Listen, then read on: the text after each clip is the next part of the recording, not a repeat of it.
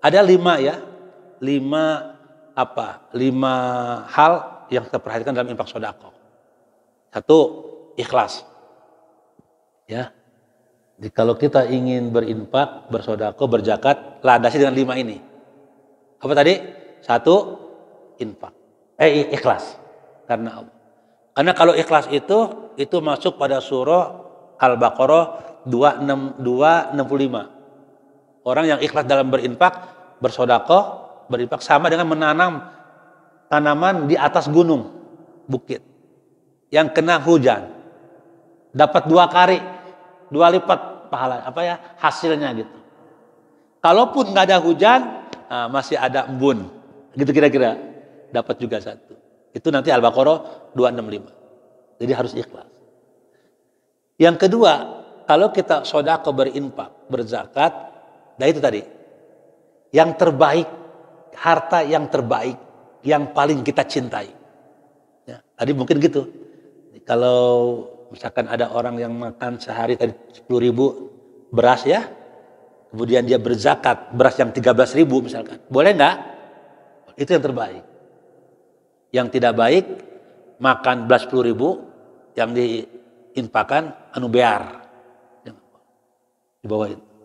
Jadi itu saya kira nggak apa-apa, yang terbaik. Itu yang kedua. Yang ketiga, itu nanti surah Al-Imran ya, lan tanul birra hatta tunfiku mimma tuhibun. Yang ketiga, kalau kita berinfak, bersedekah, sekalian, jangan disesali. Apa yang kita sudah keluarkan, jangan diingat-ingat dan disesali. Jadi kalau nanti koropak lewat pada Jumaah, di kantong aya nu beureum, anu hejo, anu biru, aya kencringan. Mana kira-kira menurut dalil tadi? Nu beureum. Asup teh ka koropak, asup geus. Pokoknya lewat koropak, udah lupakan aja. Jangan disesali. Aduh hanjakal aing tadi udah nu beureum. Itu contohnya. Jangan disesali, lupakan ya. Jadi apa yang sudah kita keluarkan lupakan, ya jangan sampai disesali. Jadi melupakan kebaikan masa lalu itu menjadi perintah agama. Sama ini ada ekstrim analoginya. Sama seperti kita ini, kalau tadi subuh buang air kan, buang air kecil buang besar, pernah nggak Pak? Ya, semuanya kita keluarkan. Pernah nyesel nggak Pak, Bu? Aduh hanjaka tadinya. Dikeluarkan kabeh. Coba jangan berang cesakeun saeutik gitu. Enggak pernah. Keluarkannya kabeh. Karena hakikatnya ketika orang itu makan harta zakat, itu makan kotoran kan. Makan harta orang lain. Hak fakir miskin. Maka ada yang mengatakan ketika orang tidak berzakat, dia telah mencuri hak fakir miskin. Berarti yang dimakan hak orang lain. Ya. Makanya bahasanya khud. Ambillah. Ya, diambil. Otoritatif lah ya, bukan karitatif di zakat itu kan, otoritatif diambil. Nah itu artinya supaya orang tidak memakan hak orang lain. Karena kalau memakan hak orang lain, sama dengan, ya ini saya beri analogi lagi, dia akan sakit hatinya, sakit jiwanya, bakhil hubudunya kan, tamak akan lahir. Fisiknya bisa sakit juga, itu makanan kan, yang dia makan, yang haram itu. Makanya kenapa Allah itu menciptakan manusia banyak bolong-bolongnya gitu. Ini analogi aja supaya mudah dipahami. Mata, telinga, hidung, bawah, kubur dan dubur. Dari telinga keluar, coba cotton bud ambil, 1 tahun dicolok, kau neng.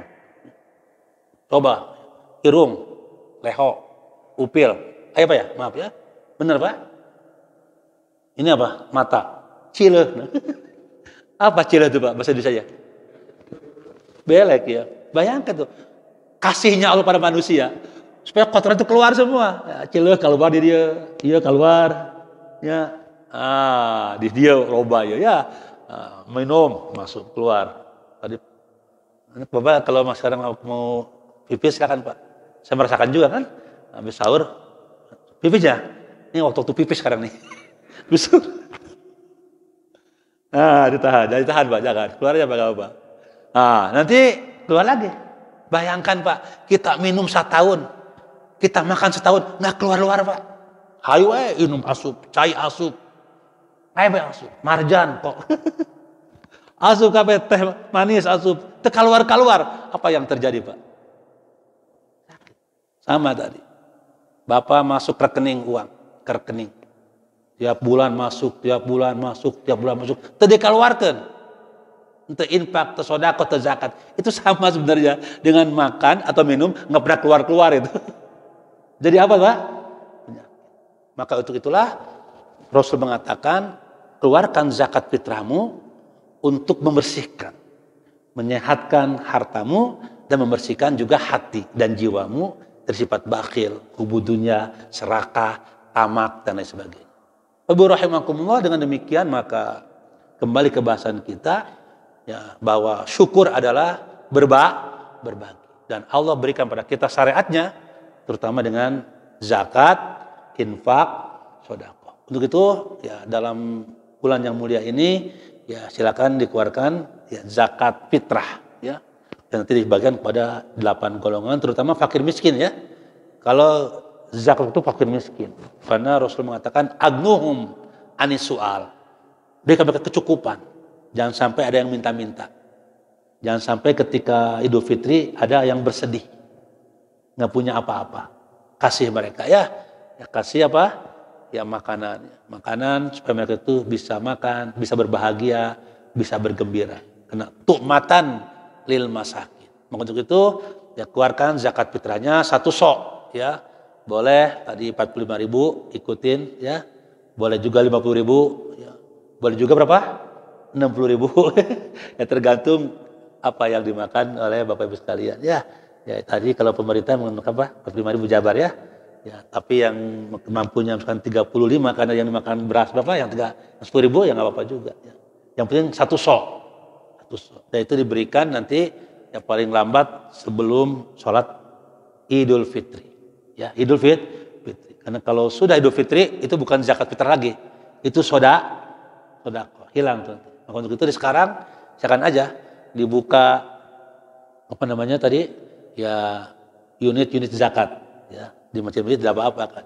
Ada memang kalau kita ini zakat melalui lembaga itu lebih bagus. Kenapa demikian sekalian? Tadi saya katakan kan ada 5 tadi kan. 1 ikhlas, 2 harta yang terbaik, 3 jangan disesali kalau kita ngasih ya. Yang keempat, bos sekalian, jangan kita menyakiti si penerima. Kalau kita ngasih orang, jaga harkat martabatnya, ya, jaga perasaannya. Itulah sebenarnya nanti saya ingin menyampaikan kenapa kita harus zakat melalui lembaga. Ini kaitan dengan ikhlas dan dengan menjaga perasaan orang, gitu. Ya, Pak ya. Makanya kan begitu hebatnya Islam itu, ya, menjaga perasaan, kehormatan orang. Tangan kiri tidak boleh tahu tuh apa yang diberikan oleh tangan kanan. Ini ada 2 dimensi. Dimensi vertikalnya ikhlas karena Allah gitu kira-kira. Horizontalnya, nah itu untuk menjaga hubungan baik, harkat martabat dan kehormatan marwah ya orang tersebut. Ya. Makanya tidak boleh kita ngasih orang dengan sambil melempar gitu kan. Ada tuh orang yang hobinya ngelempar, ngasih ngelempar ya jangan. Ya. Itu di mobil kan sambil jalan lempar. Jangan tuh ya, nggak boleh. Itu nyakitin itu ya. Apalagi sampai ada ucapan. Kalau senyum masih mending, baik senyum. Ucapannya yang menyakitkan kan, ya hakan kusia kabehnya. Nah, itu. Ya Allah ya, teuing jelema sekali merek itu ya, sakit hatiku. Kalian itu tidak boleh ya. Itu kan ada hadisnya, ayatnya.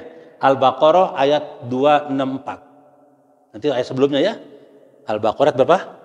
264. Ya ayyuhalladzina amanu la tubtilu shadaqatikum bil manni wal adza. Wahai orang-orang yang beriman, jangan kau rusak sedekah. Kau hancurkan infakmu dengan berharap. Ada udang di balik batu ya, gitu ya. Dengan berharap ya, mudah-mudahan infak 1 juta menang 10 miliar. Nah, ini jangan. Enggak boleh bil manni itu. Ada ya berharap ya. Kemudian wal adza. Menyakiti hati si penerimanya. Maka dijaga betul. Itu yang keempat. Harta itu yang kita infakkan harus betul-betul menjaga harkat martabat orang yang kita beri. Sama beristri. Kalau suami ya, ngasih infak ke istri yang baik. Ikhlas, harta yang terbaik, ya, dengan kata-kata yang menyenangkan dan tidak boleh disesali. Udah. semuanya. Blas, ya, begitu Pak. Pada orang apalagi ya. Dan yang kelima, tepat sasaran. Jadi, kalau kita berinfak sedekah harus tepat sasaran. Kalau zakat ada 8 golongan, tepat sasaran. Kasih yang betul-betul membutuhkan Pak ya, yang membutuhkan. Itu beda Pak, beda terimanya. Itu orang kalau butuh itu dikasih itu beda itu. Waduh. Makanya doa orang yang seperti itu dikabul oleh Allah Pak. Ya. Orang yang minta-minta belum makan, Bapak tolong saya dari pagi belum makan, siang belum makan, ini napas juga udah terengah-engahnya karena saking laparnya. Diberi ke Bapak ya. Ya, 50.000. Waduh itu. Senangnya dia sampai mendoakan Bapak ya. Alhamdulillah semoga umur panjang. Semua panjang doanya ya. Semoga bertambah umurnya, bertambah rezekinya, bertambah cucunya, bertambah anaknya, bertambah macam-macam ya. Pokoknya itu bisa begitu. Sampai panjang tuh doanya. Nah ini karena tuh orang tuh butuh apa? Butuh. Beda kalau kita ngasih orang nggak butuh Pak ya. Nah itu. Jadi itu namanya tepat sasaran, tepat guna. Makanya dalam zakat tuh ada 8 golongan. Infak demikian pula. Orang yang butuh itu yang kita kasih.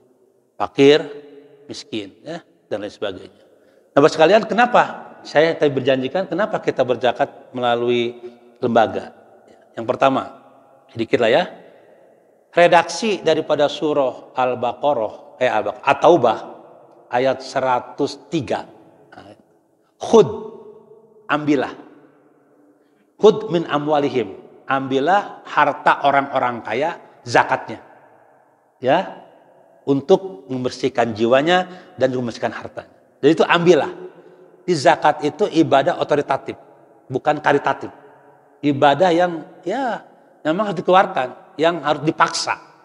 Bukan kedermawanan dia. Makanya ada negara kan, ya, di kita ada Bajnas namanya apa? Bajnas. Yang nanti ada unit-unit. Diambil. Itu yang pertama, spiritnya lembaga. Yang kedua, agar tadi terjaga keikhlasan orang yang mengeluarkan zakat. Karena kalau dia itu berzakat melalui langsung orangnya, khawatir mengganggu suasana kebatinan. Mentang-mentang ngasih, ya seakan dia merasa sombong, tuh aku ngasih kamu ya. Padahal itu hak dia gitu loh, hak fakir miskin. Tapi kalau melalui lembaga, dititipin ke badan amil zakat, ya nasional atau misalkan ke LAZ, ada LAZ sekarang kan, kalau swasta LAZ ya, lembaga amil zakat atau badan amil zakat nasional, atau di masjid lah ya, ada unit-unit kan, ya dititipin ibu-ibu datang, bapak-bapak datang ke masjid untuk memberikan zakat. Itu udah, kita lupa itu. Nanti yang membagi, ya nanti lembaga itu ya amil zakat itu, dia punya database orang miskin dan dia akan memberikan. Jadi kita sudah terpelihara nih, ya terpelihara hati kita dari ria dan sombong. Yang kedua, yang ketiga dengan lembaga itu Bapak sekalian kita akan memelihara tadi perasaan si penerima. Kan beda kalau langsung face to face ya, saya ngasih fakir miskin dia langsung, seakan-akan saya yang ngasih, kau yang menerima gitu. Karena itu adalah hartaku, ini aku kasih ke kau. Padahal itu harta dia, betul ya? Harta dia. Maka kalau melalui lembaga akan terpelihara itu. Orang-orang itu tidak akan merasa ya apa dirinya itu ya rendah gitu kan. Karena memang dia lembaga itu hak dia ambil ya melalui lembaga itu. Itu yang nomor 3. Yang nomor 4, hikmahnya zakat, infak, sedekah itu dikumpulkan melalui lembaga, itu akan melahirkan kedisiplinan, Pak. Apa disiplin? Disiplin untuk berzakat, berinfak dan bersedekah. Karena kalau dengan lembaga kan diingatkan terus kan, nah, kemudian juga ada waktunya ya dan sebagainya. Saya kira ini juga menjadi penting. Kalau individu takut lupa Pak, ya tiba-tiba ngesolat kerak ingat, oh pokok can zakat. Nah lembaga mengingatkan, ya ibu bapak-bapak, ya Masjid Al Kautsar yang menerima amanah zakat, betul infak sedekah untuk sampai kepada yang berhak menerimanya. Diingetin terus ya. Nah itu yang keempat. Yang kelima, yang 5 aja ya, ini sudah siang sekalian. Dengan zakat infak sedekah melalui lembaga, kita bisa banyak berbuat. Ya. Banyak maslahatnya, ya. Kalau dalam arti yang luas bisa nanti infak sedekah bisa buat rumah sakit, bisa buat lembaga pendidikan, bisa nggak Pak? Infak sodako ya, bisa buat pabrik, pabrik bisa. Pabrik itu yang kerjanya orang miskin, fakir miskin itu nanti punya pekerjaan. Rumah sakit nanti yang masuknya fakir miskin nggak bayar, tapi dokter dibayar ke profesional. Lembaga pendidikan nanti yang belajarnya fakir miskin, karena orang miskin kan fakir tidak butuh makan doang dia butuh kesehatan, dia butuh pekerjaan, dia butuh pendidikan. Maka dari infak sodakoh terkumpul umat sampai triliunan, miliaran, bisa kita banyak berbuat. Sehingga mengentaskan kebodohan, kemiskinan, dan sehat masyarakat.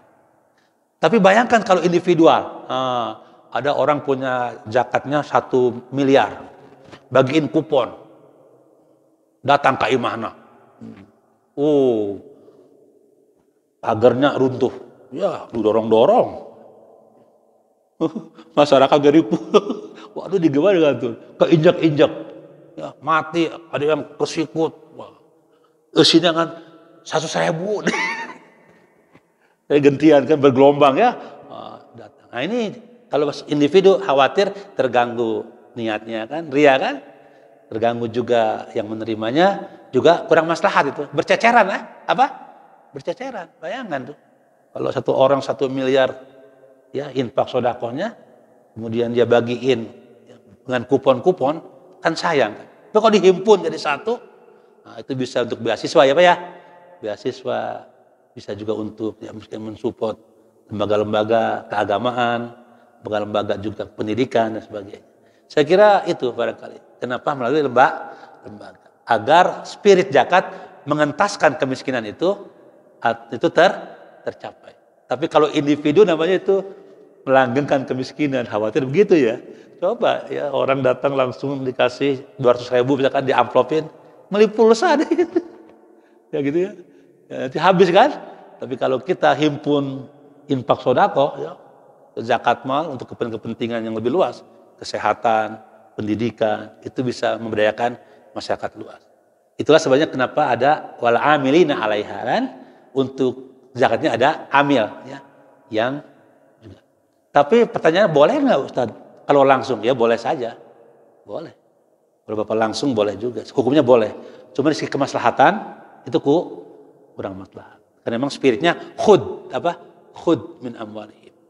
Ibu sekalian, itu barangkali mengenai kedudukan harta sebagai ujian keimanan, harta sebagai amanah, harta sebagai hal yang diambil manfaatnya, harta sebagai karunia yang harus disyukuri. Dan yang kelima, harta sebagai sarana untuk meraih pahala keutamaan yang terbaik dunia sampai akhirat. Banyak ayat-ayat Al-Quran yang menunjukkan tentang keutamaan orang-orang yang berbuat baik dengan hartanya. Insya Allah sudah kita sampaikan sebenarnya pada kajian yang lalu, seperti misalkan surah Al-Baqarah ayat 261, 1 dikali dengan 700. Surah Al-Lail ayat 5-7, orang yang menginfakkan hartanya dimudahkan hidupnya, dilapangkan, diberkahkan. Surah Al-Mu'minun ayat 1, 10-11, orang yang berinfak, orang yang beruntung dan masuk surga, surga Firdaus. Surah Al-Anfal ayat 2, ayat 3 dan 4, orang yang berinfak, bersedekah, Allah akan angkat derajatnya, diberi ampunan dan rezeki yang mulia. Surah Luqman ayat 3-4, orang yang berinfak, bersedekah itu Allah akan berikan petunjuk, dituntun, ya, kemudian juga menjadi orang-orang yang muflihun, orang-orang yang beruntung. Banyak itu. Untuk itu jadikan harta sebagai saran untuk meraih pahala yang terbanyak, yang terbaik Pak ya. Bertambah harta, bertambah banyak infak sedekahnya ya. Bertambah harta, bertambah banyak munajat zikirnya kepada Allah. Bertambah harta, bertambah banyak ruku sujudnya kepada Allah. Bertambah harta Bapak, bertambah juga Ibu menerima belanja setiap hari ya, insya Allah. Dan lain sebagainya. Itu saja Bapak sekalian tentang konsep harta ya. Mudah-mudahan Allah limpahkan kita rezeki ya, yang halal, yang berkah, yang banyak Pak ya, sehingga kita bisa melaksanakan ya kebaikan-kebaikan dan menambah amal soleh dengan harta yang kita miliki. Di antaranya dengan zakat, infak, sedekah. Kalau punya tanah silakan wakafkan tanahnya ya untuk kepentingan yang bermanfaat di jalan Allah Subhanahu wa taala. Atau apa saja, ada wakaf tunai sekarang kan dan lain sebagainya. Yang penting jangan sampai harta itu idle Pak ya. Sehingga nanti di akhirat memberatkan kita. Ya. Maka karena semakin banyak harta, semakin banyak pertanyaan. Ringankan harta itu dengan berbagi, infak, sedekah, zakat, wakaf dan lain sebagainya.